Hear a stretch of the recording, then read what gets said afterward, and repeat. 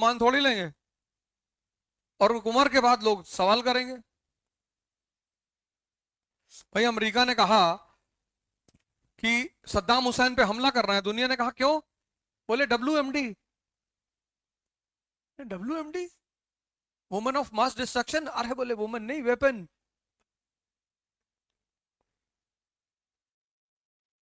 दुनिया ने कहा अच्छा वेपन रखा है ये?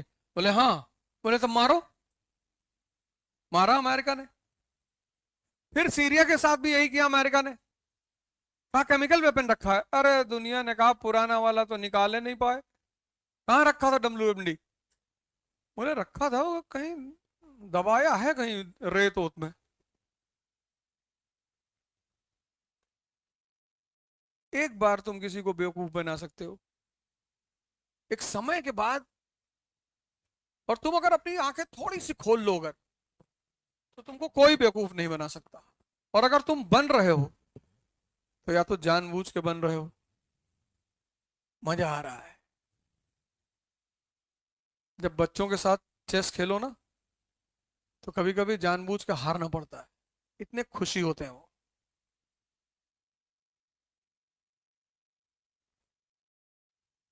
भैया को हरा दिया, पापा को हरा दिया, मजा आता है। और कभी कभी जब सामने वाले की बलि लेनी होती है, तो उसको मौका दिया जाता है। कितना कमा लेती हो? मिर्जापुर चलो, देखो कैसे अखंडानंद उसको छूट दे रहा है।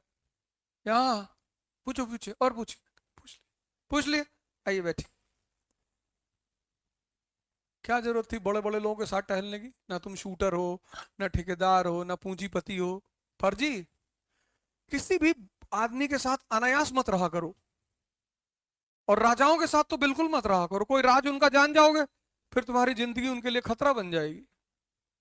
मैं देखा हूं बहुत लोगों को शौक है विधायक के साथ, मंत्री के साथ, मत रख, फालतू में क्यों रह रहे हो? अभी देखो 2-3 लोग मरे हैं। अभी एक भाई साहब कल विधायक के घर में फांसी लगा के मरे हैं। 15 दिन पहले लखनऊ में एक भाई साहब को गोली लग गई थी। इन्हीं लोग की गलती है। क्यों फालतू में जाते हो इन लोगों के साथ? क्या मतलब है? थोड़ा सा सामाजिक रुतबा बढ़ता है कि मंत्री जी के साथ रह रहे हैं। तब भी जिसको पीटना है वो तुमको पीटेगा, रहो चाहे तुम जिसके साथ।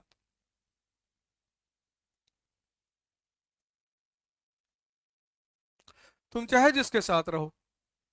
और क्या जरूरत है? चंद्रमा कभी मत बनना, दूसरे की रोशनी में कभी मत चमकना, कोई फायदा नहीं है।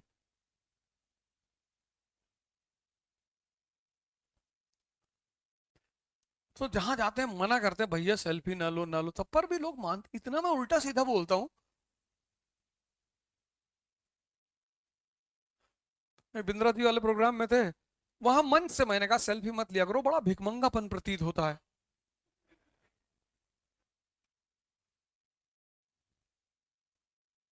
कोई बॉलीवुड के एक्टर मिल गए मुंबई एयरपोर्ट पे, दुआ सलाम हुई और नमस्कार, हाँ हाँ भैया नमस्कार। तो बोले फोटो लेंगे हमारे साथ, मैंने कहा काहे लेंगे, हम शिक्षक हैं। अरे अरे सॉरी सॉरी, मुझे याद नहीं था। कोई बात नहीं, जाओ।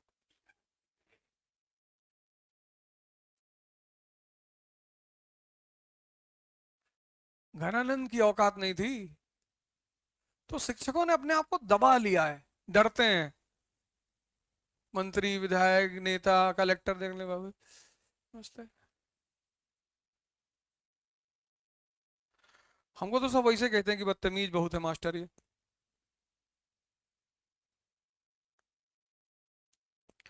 ना मैं किसी से मिलने जाता हूँ।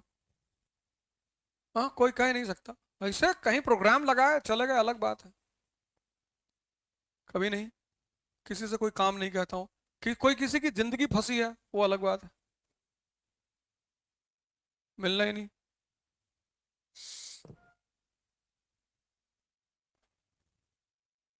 तुम भी अपना पढ़ाई लिखाई करो, बैडमिंटन खेल लिया करो। 20-25 राउंड कारगिल पार का मार दिया करो।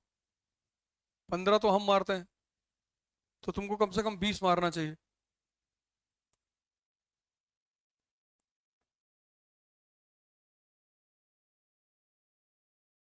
अरे, अपने कॉलेज फॉर्म को साइन नहीं किया? बेटा लेकिन कितना राउंड लगाते हो? जाते हो? नहीं जाते? जाया करो। मतलब कई बार ऐसा हुआ कि लोगों को कैंसर हुआ, मैंने उनसे कहा कि यार ऐसा करो, आयुर्वेद शुरू कर दो, एलोपैथिक ले ही रहे हो, साथ में आयुर्वेद भी ले लो। अरे नहीं नहीं भैया, आयुर्वेद में क्या। फिर जब उनका कैंसर बिगड़ गया, मतलब फाइनल स्टेज में चला गया, तब उन्होंने कहा कि हाँ दिखा देते आयुर्वेद में भी। अब तो मरने जा रहे हो, अब क्या करोगे दिखा के? भाई साहब की डेथ हुई अभी 2 महीना पहले। तो लास्ट में उन्होंने हमसे कहा, लास्ट में 2 साल बाद उन्होंने कहा कि अवध सोच रहे हैं कि आयुर्वेद में भी दिखा ले। हम कहा अब तो जा रहे हो। कहे तुम्हारा जैसा दुष्ट आदमी हम धरती पे नहीं देख। अबे मैंने कहा सही कह रहा हूं, 4-5 महीना और, अब भजन वजन करो और इस संपत्ति जो रखे हो हमको दे दो। नाराज हो गए बहुत ज्यादा, हालांकि लास्ट में बुलाए मिलने के लिए हमको, क्योंकि मैंने उनको शुरू में ही कहा था। जब उनको डॉक्टर ने डिटेक्ट किया तभी मैंने कहा इसकी सब शानदार दवाएं हैं।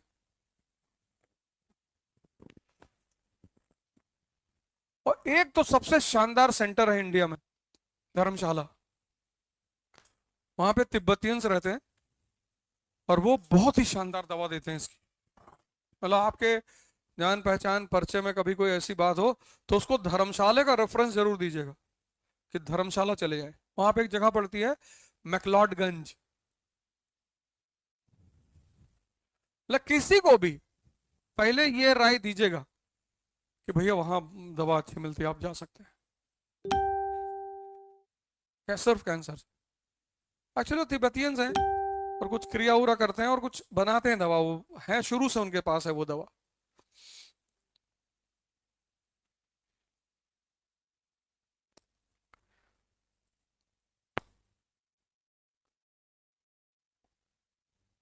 बाकी तो बीमारी है किसी को भी हो सकती है, वो तो मतलब उसका कोई वही नहीं है, मतलब कोई पैरामीटर ही नहीं है उसको, उसका कि किसको होगी किसको नहीं होगी,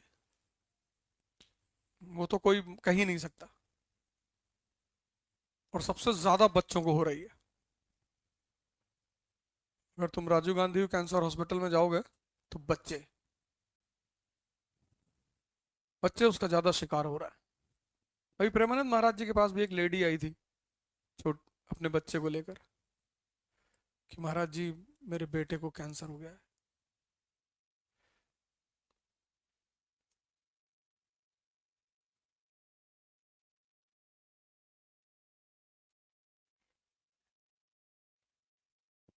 बोला था, उन्होंने कहा था कि अगर हम इनके कर्मों को यहाँ टीवी पे दिखा दे तो शायद आप ही कहोगे कि अच्छा किया ये बीमारी होगी। खैर, एक माँ की जो ममता है ना, उसके आगे तो उसको उसका बेटा अपराधी भी होगा तो भी वो कहेगी कि नहीं बचा लो। बाबा जी ने जवाब अच्छा दिया था, पर ममता के आगे ये सब जवाब नहीं चलता। इतना कोई आदमी बलशाली नहीं होता।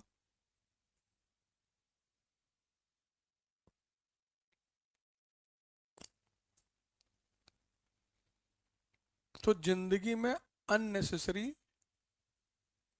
बवाल नहीं खड़ा करना है, और कम से कम 1 साल तो मत करो। कि तैयारी में सबसे ज्यादा जरूरत है अकेले रहने की, सोचने की, लिखने की। घर ऑफिस के बीच पिसना, दे रहा सरदर्द, छुपाओ नहीं मिटाओ। सिर्फ एक सैरडॉन। 1 साल, तुम्हारा 1 साल लेगी ये। और जो जो चीज क्लास में पढ़ाई जाए उसको दोबारा पढ़ना ना हो, रिवाइज करना हो। हाँ, तुमने जब डायग्राम देखा तो पूरी कहानी रिकॉल हो गई, ये स्थिति आ जाए। और वो तभी आएगी जब तुम घर पर जाकर होमवर्क करोगे कम से कम 3 घंटा, तो तुम 1 साल इसको दे दो, 1 साल, जो कि कोई बहुत बड़ी चीज नहीं है, तो तुम्हारा अगला 70 साल संभाल लेगी। सेव करना है, उसके लिए बहुत आइसोलेशन चाहिए, तो थोड़ा सा सीरियस हो जाओ। बाकी तुम्हें कैसे एंटरटेन करना है खुद को, कैसे अपने आप को खुश रखना है, उसके रास्ते तुम इजाद कर लो खुद, और ध्यान करो यही वाला जो मैंने तुमको बताया। कुछ नहीं करना है, 20 मिनट के लिए तुम अपने मोबाइल पे ऑन कर लो फ्लाइट मोड लगा के, और तुम्हें बस सांस संगीत, सांस संगीत। जब तुम्हारा मन बाहर भागे उसको संगीत की तरफ ले जाओ, उसको सुनो, फिर वहां से भाग के फिर अंदर आएगा, ऐसे दौड़ चलती रहेगी अंदर बाहर अंदर बाहर। और फिर क्या होगा कि जितने टाइम वो तुम्हारे सांस पे आएगा तो तुमको फील होगी 1 महीने बाद, यार कुछ तो अंदर डेवलपमेंट हो रहा है। बहुत रिलैक्स मिलेगा तुमको, बहुत शांति मिलेगी। सुबह शाम 20-20 मिनट बहुत है।